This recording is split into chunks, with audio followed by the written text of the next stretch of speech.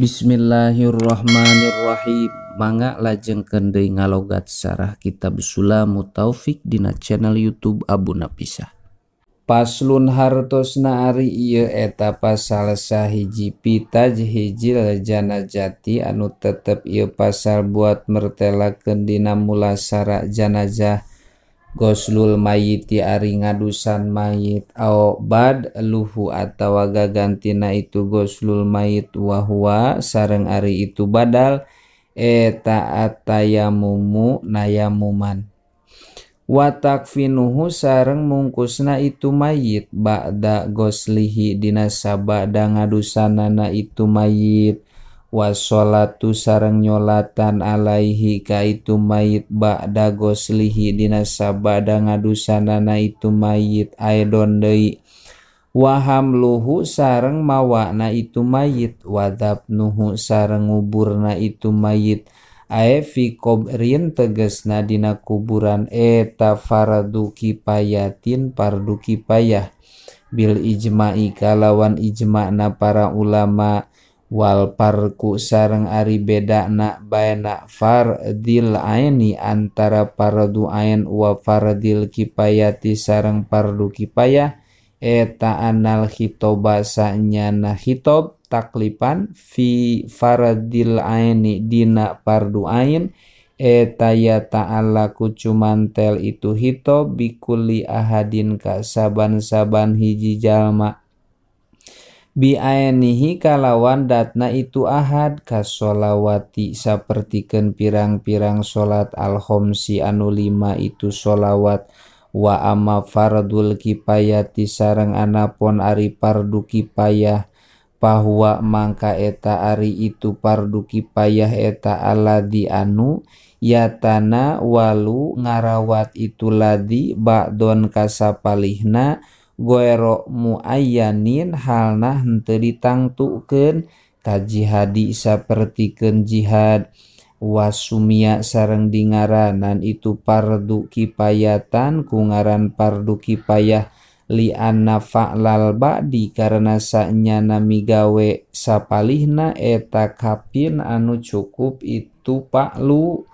fitah silil maksudi dina ngahasilkeun anu dimaksud. Ida arobta di mana-mana apal anjeun hada kana ieu tahsil famata tahaqqoq mangka samang-samang sanyata naon mautul muslimi mautna jalma anu Islam ustuhibba mangka disunatkeun naon al mubadaratu gagancangan ila tajhizihi kana mulasarana itu mayit muslim. Afada maedahkeun dalika kana itu kaul saha al-Husni Imam al-Husni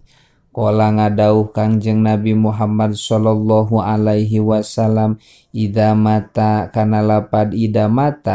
mata di mana-mana maut saha ahadukum salah sahiji aranjeun kabeh fala tahbisu mangka ulah nahan aranjeun kabeh hu ka itu ahad wa asri'u sareng kudu gagancangan aranjeun kabeh bihi ka itu ahad ila qabrihi kana kuburanana itu ahad rawa ngariwayatkeun hukana itu hadis saha at-Tabrani Imam at-Tabrani wa ghairuhu sareng salianti itu Imam Tabrani wa qala sareng ngadauh Kangjeng Nabi Muhammad sallallahu alaihi wasallam man mata kana lapad man mata man ari sahabae jalma eta mata samang-samang samaot itu man bukrotan dina waktu isuk-isuk pala yakilanna mangka ulah dikaelulahkeun nyaan itu man illa fi qabrihi angin dina jero kuburanana itu man waman sareng ari sahabae jalma eta mata samang-samang samaot itu man asyatan dina waktu sore-sore fala yabitanna mangka ulah nginepkeun nyaan itu man ila fi qabrihi angin dina jero kuburanana itu man rawa ngariwayatkeun hukana itu hadis saha at-Tabrani Imam Tabrani zakaro nyaritakeun dalika kana itu hadis saha Abdul Wahhab bin Ahmad Abdul Wahhab bin Ahmad fil Badril Munir dina kitab Al Badril Munir. Ida kana di mana-mana kabuktosan itu mayit ayil mayitu tegesna mayitna eta musliman jalma anu Islam kabiron tur anu gede au tiplan atawa budak. Ida wulida di mana-mana dilahirkeun itu tiplan hayan halna hirup bian ulimat ku secara dikanyahokeun naon hayatuhu hirupna itu tiplan binahwi siyahin ku saumpama na ngajerit au doharot atawa nemrak itu hayat ka anih talaja sapertikeun lamun ngarejet itu tiplan au taharoka atawa usik itu tiplan ba'dan pisolihi dina sabada dilahirkeunana itu tiplan. Qala ngadauh Kangjeng Nabi Muhammad sallallahu alaihi wasallam atiplu ari budak eta yusolla disolatan saha alaihi itu tiplu hadza ari ieu eta ida nuzila di mana-mana dilahirkeun itu tiplu qabla tamami sitati asyurin dina samemeh sampurnana genep pirang-pirang bulan walah dotaini sareng dua mangsa amanazilu anapon ari anu lahir ba'da dalika dina sabada itu sitata asyurin fakal kabiri mangka eta sapertikeun mayit anu gede mutlakon kalawan mutlak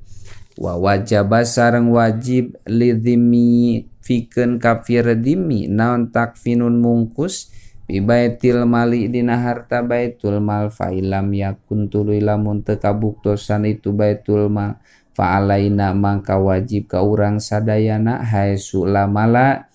dina sakira-kira henteu aya harta eta maujud lahu ka itu dhimi walam yakun sareng teu kabuktosan lahu eta tetep milikna itu dhimi sahaman jalma talzamu anu mistihu ka itu man naon napakotu nganapakahanana itu dhimi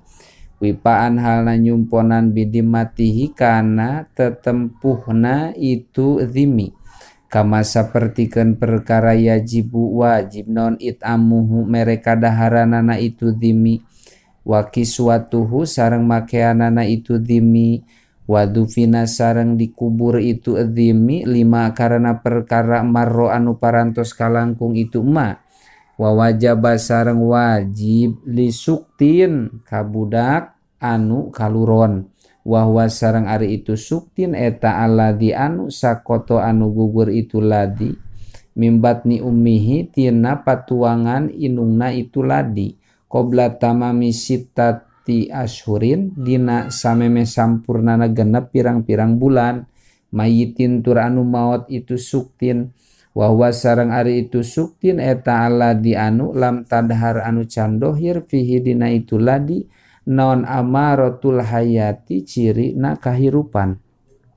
walakin doharo sareng tatapina nemrak naon khol kohu naon khol kuhu dedeganana itu ladi bi antah toto ku secara gurat itu kholqoh sawaun sarwa bae balago nah tepi itu suktin arba'ata ashurin kana opat pirang-pirang bulan amla atawa henteu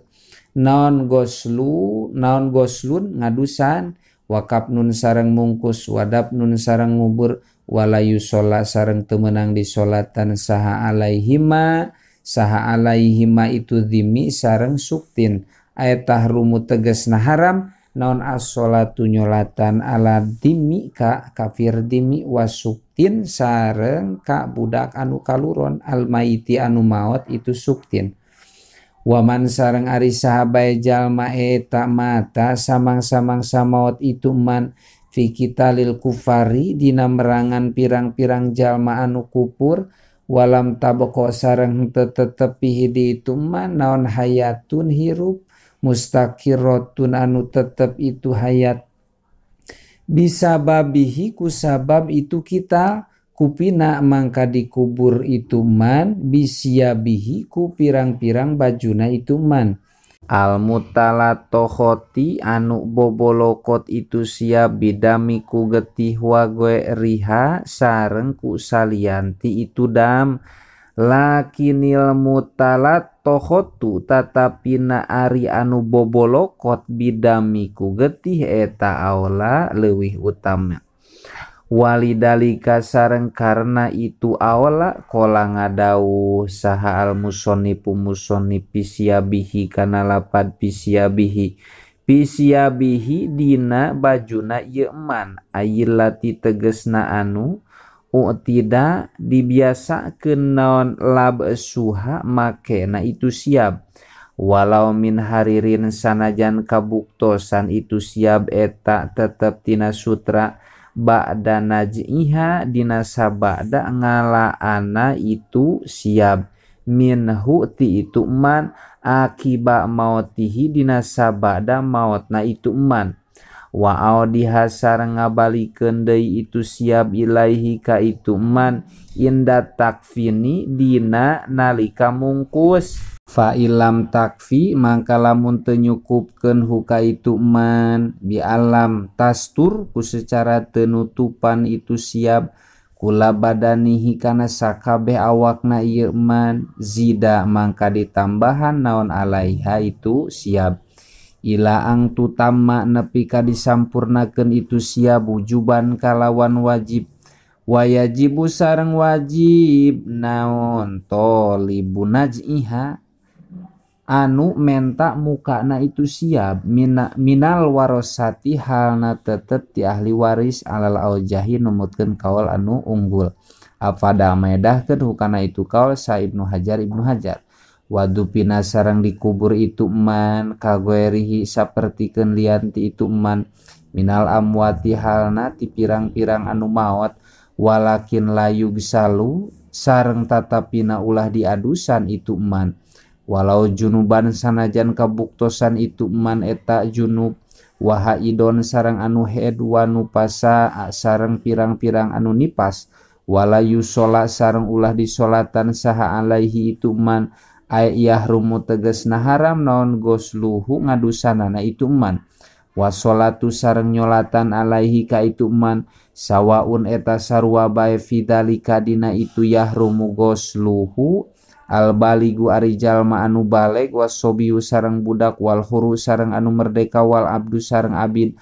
warojulu sareng lalaki wal mar'atu sareng istri lima karena perkara rawa ngariwayatkeun kana itu ma saha al Bukhari Imam Bukhari an Jabir bin Abdillah radhiyallahu taala anhu nampi ti Jabir bin Abdillah radhiyallahu taala anhu anna nabiya kana sanyana Kangjeng Nabi Muhammad sallallahu alaihi wasallam eta lam yagsil henteu ngadusan Kangjeng Nabi qotlai Uhudin ka pirang-pirang anu perang di Uhud walam yusolli sareng henteu nyolatan Kangjeng Nabi alaihim ka itu qotlai Uhud haka ngahikayatkeun dalika kana itu kaul saha al husni Imam al husni wa aqallul gusli wallahu a'lam bissawab.